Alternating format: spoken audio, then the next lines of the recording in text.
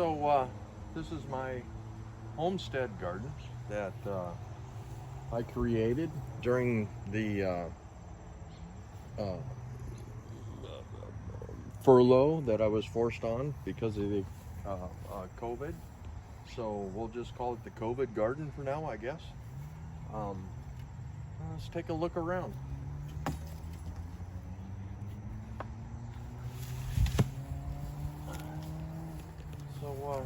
I got cabbage, and it looks like I got animals eating it or whatever. I covered it all in a bird netting, but yeah, maybe come this winter I'll put a plastic over top of it and see what I can grow in Nebraska in the winter. I got a nice little watermelon right here, and I got some jalapenos, and this is a bell pepper, but I'm not sure. I've never really had much luck, but it's kind of a hobby. You can kind of see my flowers out there. Over there I got my grapes. We'll try and make some wine. And there's some pumpkins in there. You can kind of see a big green one down in there if you can see it. And so that's a pumpkin leaf, or that actually might be a squash. I don't know. What do I know? Just a hobby. I know this is watermelon, and they're going nuts. And that's right there in that archway. That's cukes. I picked a bunch. I picked like 20 this morning. And tomatoes, I've been kind of playing around with cutting them back and cutting the foliage off and forcing them to get a lot of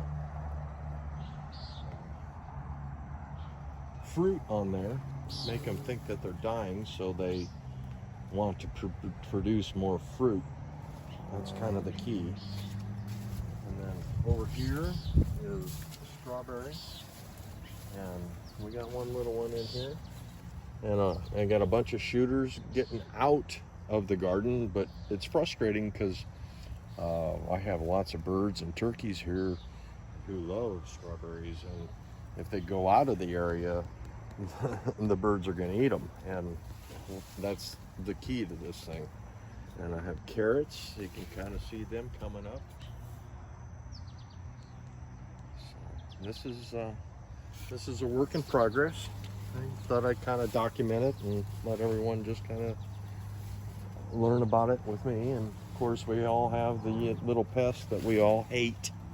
Those Japanese beetles. I've read about it, and pretty much the only way to get rid of them is smack them off, because no matter what you do, they're going to be on it, and there's nothing you can do about it.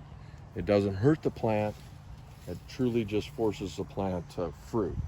It just makes it ugly. It won't kill it. It never will.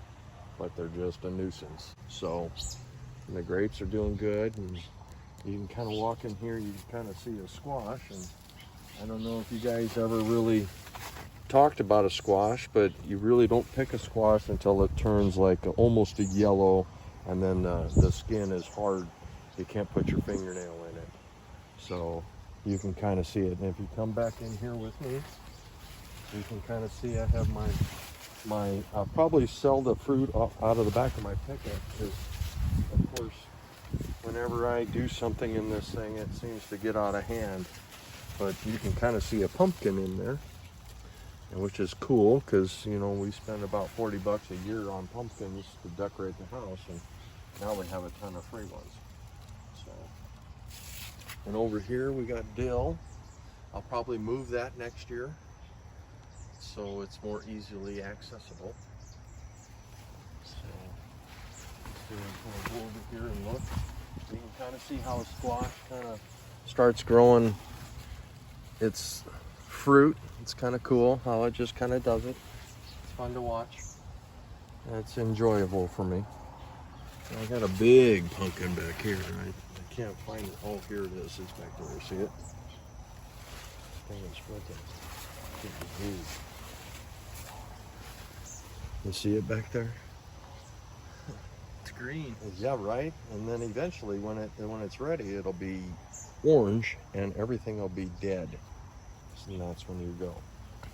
So that's a little bit of the environment that we are and what I have created during the COVID. So we'll see what it becomes next year.